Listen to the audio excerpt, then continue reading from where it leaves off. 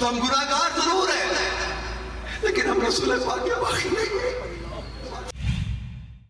خیبر پختونخوا کے شہر حویلیہ میں قائم جامع مسجد فیضان مدینہ میں نئے جامعۃ المدینہ کے افتتاح کے موقع پر عشق نبی سے سرشار بیان فرمانے والے یہ ہیں دعوت اسلامی کی مرکزی مجلس شورا کے رکن حاجی محمد اظہر اتاری، جنہوں نے جامعۃ المدینہ کے افتتاح کے موقع پر منعقدہ اجتماع میلاد میں سیرت رسول صلی اللہ علیہ وآلہ وسلم کے حوالے سے رکت آمیز بیان فرمایا، جس میں نوجوانوں، بچوں اور بزرگ عاشقان رسول اور مقامی افراد نے بھرپور انداز میں شرکت کی۔ رکن شورا حاجی محمد اظہر اتاری کے اس بیان کے موقع پر شرکاء اجتماع پر رکت طاری کے مناظر بھی دیکھنے میں آئے۔ رکن شورا نے شرکاء اجتماع کو گناہوں کی طرف راغب کرنے والے کاموں سے دور رہتے ہوئے عشق نبی سے رشتہ مضبوط کرنے کی ترغیب دلائی۔ چلا دو گندی وی سی ڈیز، نکالو اپنے موبائل سے گندی تصویریں، نکالو اپنے کمپیوٹر سے گندے مناظر، بے حیائی چھوڑ دو، سود چھوڑ دو۔ جامعۃ المدینہ کے افتتاح کے موقع پر منعقدہ اجتماع میلاد میں شریک عاشقان رسول نے اس عزم و نیت کا اظہار کیا کہ آئندہ کوئی نماز قضا نہیں ہوگی، جبکہ نیک کام کرنے اور گناہوں سے بچنے کی کوشش بھی کریں گے۔ فلم میں ڈرامے نہیں دیکھیں گے،